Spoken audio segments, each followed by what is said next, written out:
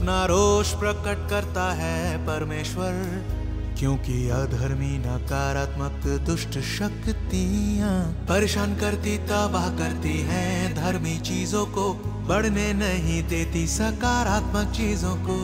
परमेश्वर का क्रोध नहीं है अपने रुतबे पहचान को बचाने के लिए, बल्कि जो चीजें नेक और सकारात्मक हैं उन तमाम धर्मी चीजों को बचाने के लिए है। उसके क्रोध का मूल है इंसान की सामान्य जिंदगी के लिए कानून व्यवस्था की रक्षा करना, यही मूल कारण है परमेश्वर के क्रोध का। इंसान के सृजन से लेकर अब तक अपने प्रतापी और क्रोधी धार्मिक स्वभाव से पोषित किया है परमेश्वर ने सामान्य इंसानी जीवन को। जो कुछ बुरा है, बाधक है, सामान्य इंसानी जिंदगी को नुकसान पहुंचाता है, उसे दंडित, नियंत्रित, नष्ट किया जाता है। उसके क्रोध के कारण उसे मिटा दिया जाता है। अगर ना होता क्रोध परमेश्वर का तो जीवन के असामान्य तौर तरीकों में सीधे से जा गिरता इंसान, धर्मी नेक चीजें हो जाती तबाह।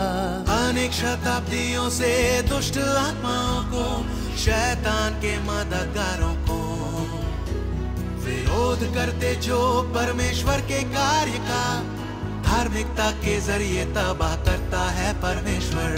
अगर ना हो क्रोध परमेश्वर का तो टूट जाए, मिट जाए कानून व्यवस्था तमाम जीवों की।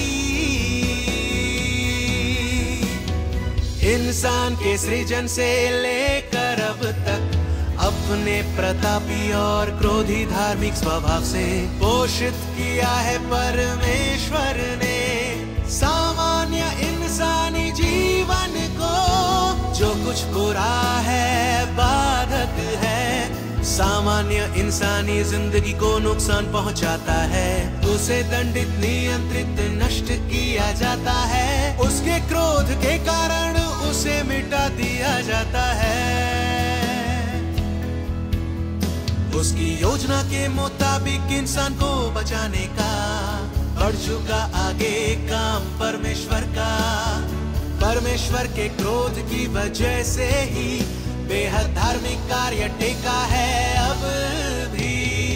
इंसान के सृजन से लेकर अब तक अपने प्रतापी और क्रोधी धार्मिक स्वभाव से पोषित किया है परमेश्वर ने सामान्य इंसानी जीवन को। जो कुछ बुरा है, बाधक है, सामान्य इंसानी जिंदगी को नुकसान पहुंचाता है, उसे दंडित, नियंत्रित, नष्ट किया जाता है। उसके क्रोध के कारण उसे मिटा दिया जाता है। इंसान के सृजन से लेकर अब तक अपने प्रतापी और क्रोधी धार्मिक स्वभाव से पोषित किया है परमेश्वर ने सामान्य इंसानी जीवन को।